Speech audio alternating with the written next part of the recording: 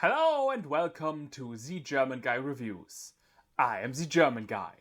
From the Belgian cartoonist Maurice de Bevier comes Lucky Luke, who also wrote other things like... Only Lucky Luke actually. At least that's what his Wikipedia page says.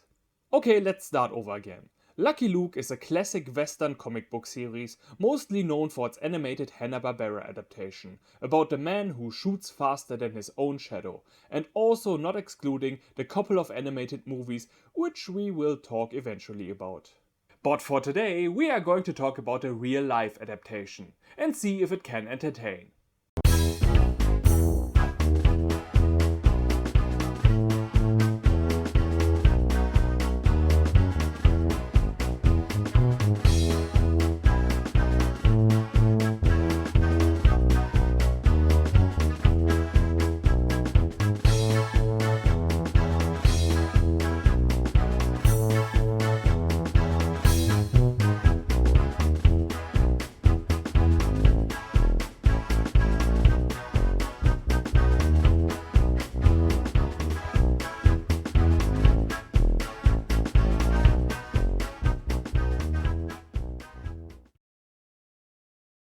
We begin the movie in the wildest of West, where four bandits go after a carriage. Although the driver uses one of the earliest versions of Batmobile tech, the criminals manage to stop it anyway.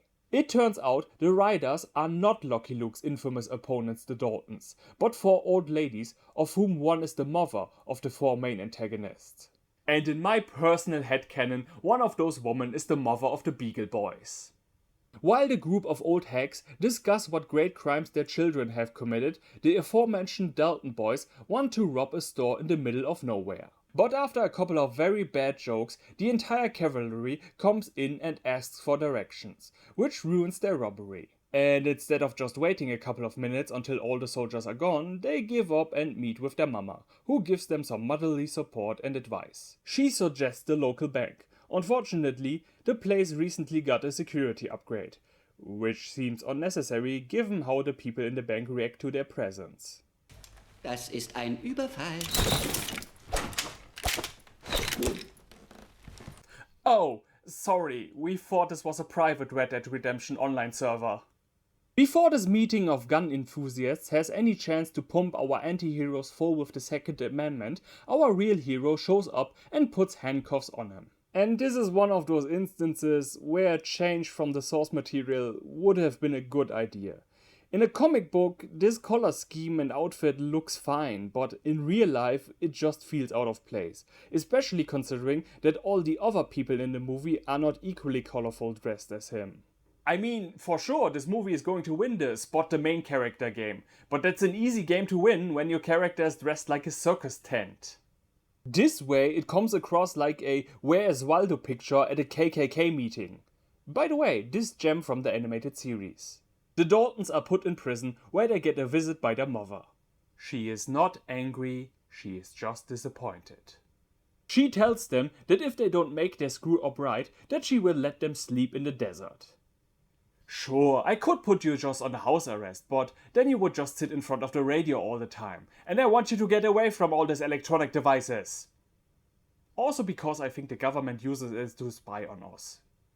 She gives them the means to escape and they come up with a plan to impress their mom. But first, they need to figure out the whereabouts of a magical sombrero.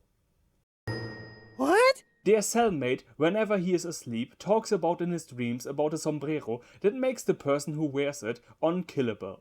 Well, I would not put all my money on the delusional fever dreams of a man who has been behind bars for God knows how many years, but that's just silly old me. The Dalton brothers pretend to be humanitarians, wanting to help people, and so their roommate from the south from the Texan border tells them that his village is being terrorized by a man in a magic sombrero. Mexican Inspector Gadget, Mexican Inspector Gadget. Then their new buddy wants to send some mail but ends up murdering a poor pigeon. Which was pointless because the prison allows for mail to be sent. Now I know what you must all be thinking at this point. Or not, I can't really read minds. Where's Lucky Luke in all of this? And that, my friends, is an excellent question. For you see, this movie is a lying piece of shit. Or to be more accurate, the German studio who worked together with the French studio to make this movie is a lying flying pig.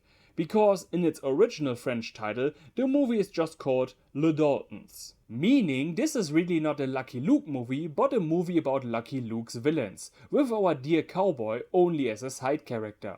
So enjoy Lucky Luke as much as you can, kids and adults, for he is barely in this thing. But hey, you already bought the ticket, so what the fuck do we care? Anyway, the Daltons escape, robbing circus artists and Mormons along the way. That's a weird hunting pattern. They finally arrive at the Mexican border with Lucky Luke casually walking down the street. I'm gonna go for a walk, just inform me when we are filming, okay guys? Before they can cross, however, they need some fake papers, so they go to an acquaintance of their leader who dresses up as a Chinese guy, and well, there's only one way to best describe the scene. So, me like the flight light. Me flap a dicky wrong time.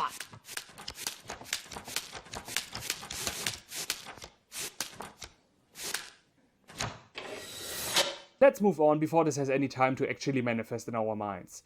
They arrive at the border patrol, which for some reason has a sign in French.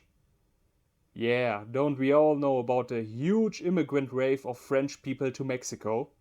Then again, if nutjob media is to be believed, they have to because the country has been overrun.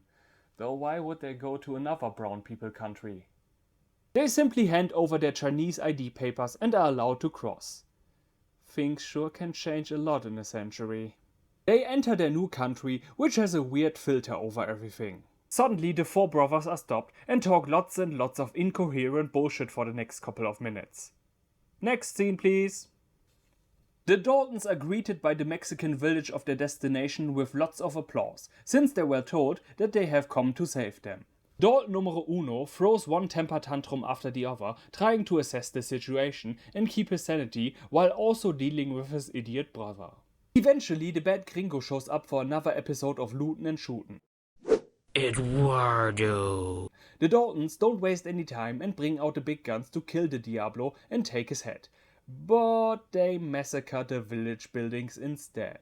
Even when the oldest brother finally gets good with the machine gun, it's still hopeless, because the thing about a head that makes the owner invincible is, well, repeat the first half of the sentence.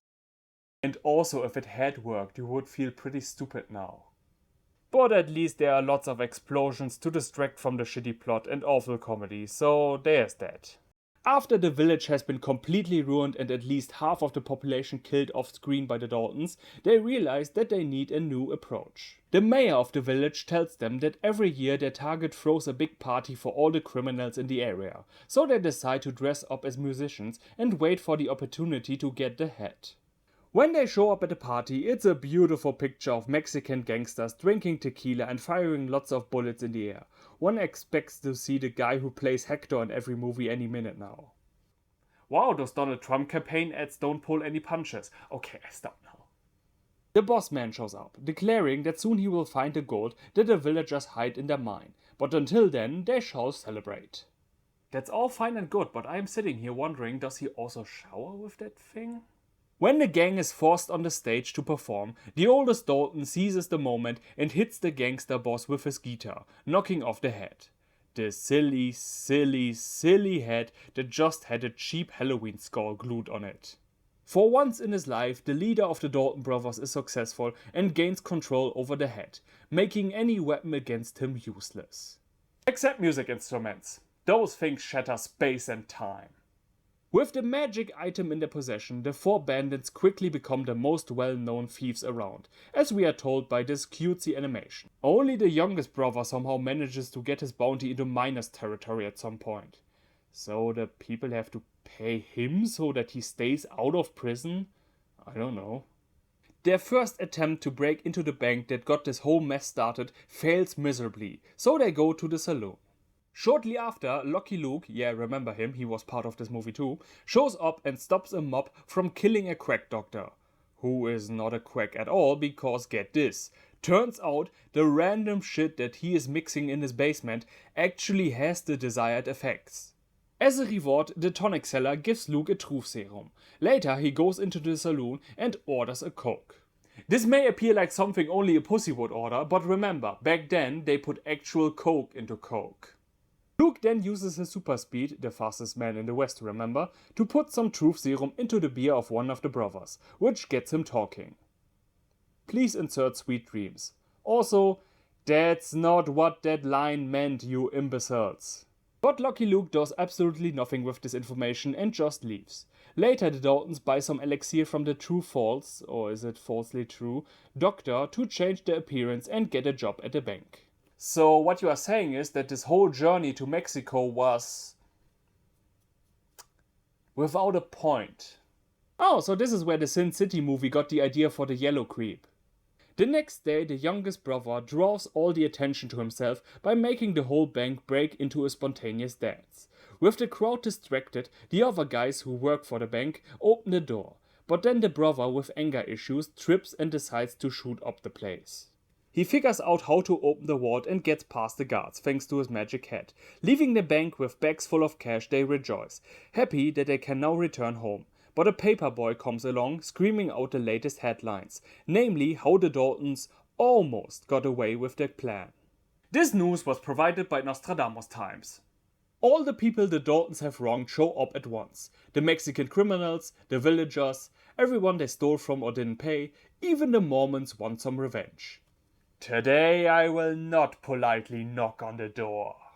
But when it looks like the greatest shootout in history is about to start, Boss Brother shoots a couple of times in the air and scares everyone off like a field of rabbits. That was the pointless cherry on top of the cake of pointlessness that is this movie. However, we do get a battle between our hero cowboy and the oldest brother, which he quickly wins by not aiming at the evildoer but at the support beams of the saloon behind him, blowing off his head. And instead of falling to the ground as it did before, the sombrero suddenly decides to follow his true passion and become a jetliner. With all the time wasting in this movie, you could have at least established some rules how this thing even works. The four are quickly defeated and brought to justice, but their mother is still proud of their boys, for they are the most wanted criminals in the whole country. Aww. They all get the electric chair. And in the end, isn't the smile of a mother not something that makes this whole thing worthwhile?